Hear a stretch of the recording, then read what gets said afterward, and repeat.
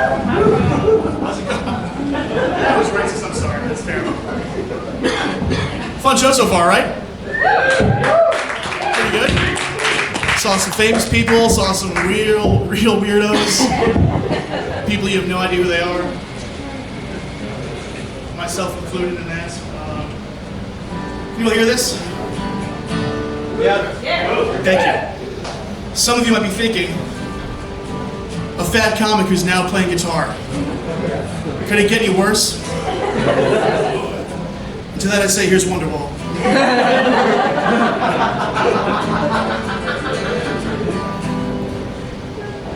If this doesn't go well, I'm gonna play Wonderwall. I'm gonna play Wonderwall until the fucking cops get called on me. You know what I mean? And we're all gonna sit through this and queef through it together. I have a gun. I'm gonna play Wonderwall with a gun. Unless this goes the way I want it to. I have a question for the fellas. Do any of you know what it's like to be attractive? To straight women, specifically? Because I don't know if any of us know what that feels like. Even if you're with a woman tonight, she probably thinks you're ugly. What straight women want is unrealistic. Straight women want Jalen Hurts and Brad Pitt. And if you don't look like that, you better have a boat.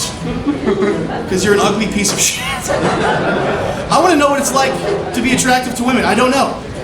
I'm a treat for gay men. You know what I mean? And I might be the perfect lesbian. Just with perfect tits and no penis and just the emotional complexity of a woman. I mean, arguably the best roller derby player of all time. You know what I mean? Can we start calling roller derby lesbian NASCAR, by the way? Just a thought. I'll even ask my girlfriend, who's totally real. She lives in Canada. She goes to another school. But, I'll ask her, I'll be like, what is it about me that you find attractive? And she goes, I like your soul. And I'm like, fuck you, lady, that's great. That's a fucking foul thing to say to someone you love. So I doubled down. And I was like, what about me physically turns you on? And she goes, I like your chest hair. I was like, fuck you again. That's... My dad has chest hair, you know what I mean? My mom has chest hair. The cat has chest hair, you know what I mean? If I come back to the apartment and you're fucking the cat, I'm gonna be freaking pissed. No, she wouldn't do that, she's half Chinese. She would never fuck the cat. That's our break in case of emergency food. That's racist. That's really racist, that's horrible. Like, I want to know what it's like to be Jalen Hurts for 15 minutes and have a stadium full of women screaming that they want to suck your dick. What's that like? If I was Jalen Hurts for an hour, I don't know if I could handle that responsibility. You know what I mean? I would be the first straight guy since Ben Franklin to pass away from a gonorrhea. If I was that attractive. We're working on it, though. I had the full San Antonio experience recently with my girlfriend. Some of you might be thinking, oh, you went to the Riverwalk and got Mexican food. That is true. That's not what I'm talking about. The full San Antonio experience happens after that, when you go back to the Airbnb that your girlfriend paid for, and you lay in bed, and you have to admit to her that you're too full to fuck her. Go Spurs. My girl wanted me to talk dirty to her. Not my thing. I'm an Irish fucking mutant, you know what I mean? I don't know what sexy is. Sexy to Irish people is an honest day's work. You clock out, you go home, you put a baked potato up your ass, and then you punch someone you love. And that's what being sexy is to be Irish. Happy St. Patrick's Day. But she wanted me to talk dirty, I tried. I was like, here it comes, you know what I mean? What do you like this penis, you mean jerk, huh? Is that good for you? What do you have, bad credit, you financially illiterate whore? Are you wet yet?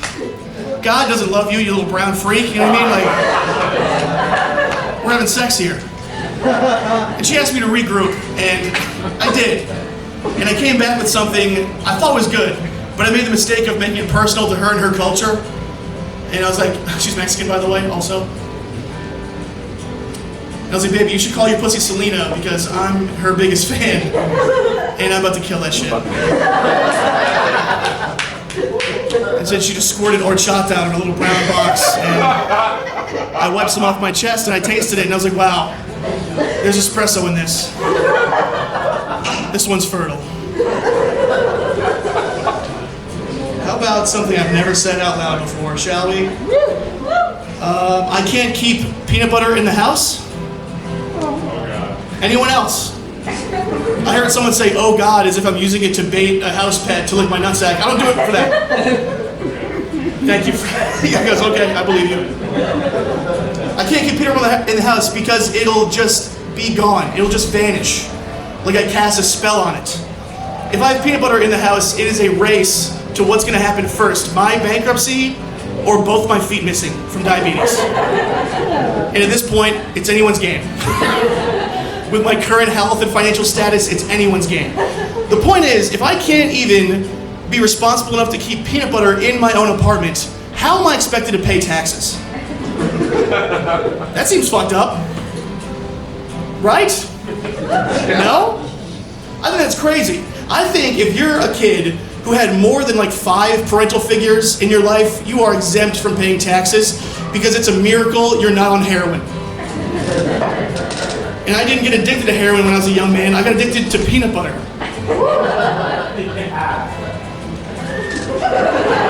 Thanks, guy.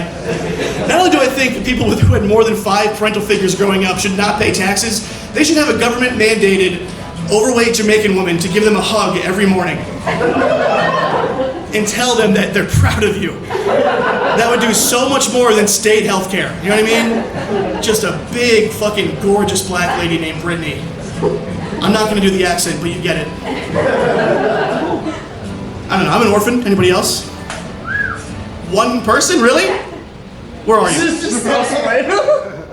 Are they blacked out right now? Are they on pills? Never mind. I don't know, I was a free orphan.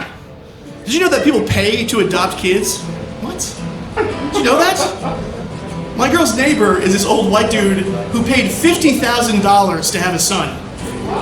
If I paid $50,000 to have a son and he doesn't become like the world's greatest cellist, I'm taking it back to the dealership. Like, bro, I got a lemon here, you know what I mean? I thought he was gonna be the next fucking Yao Ming, whatever that guy's name was. Yo-Yo Ma. I was free. I was a free orphan. I was a Facebook Marketplace couch, you know what I'm saying? I was online and they were like, sure. It's covered in piss, we'll clean them. The great thing about being a free orphan is the expectations. The fact that I'm not a heroin addict is a win. Thanks. My own grandmother told me that. I told her I was going to drop out of college to do stand-up.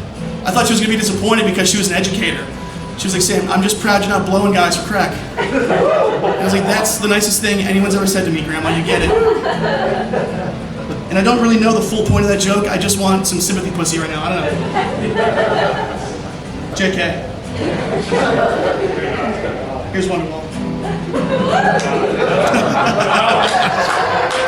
I'm just fucking with you.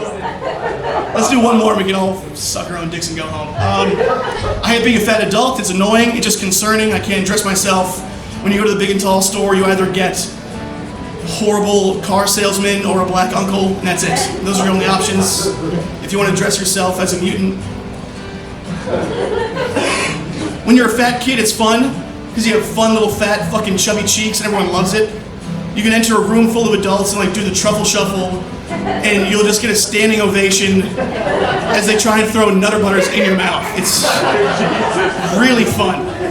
Look at the Rizzler, that fat little fuck, you know what I mean? He's just 8 and fat and does a face and he's on Jimmy Fallon. That rules. An obese 8-year-old is gonna be more successful than anyone in this room. My favorite memory as a fat kid was when I was 10 years old. My parents sent me to an all-boys Christian summer camp because they wanted me to be gay. And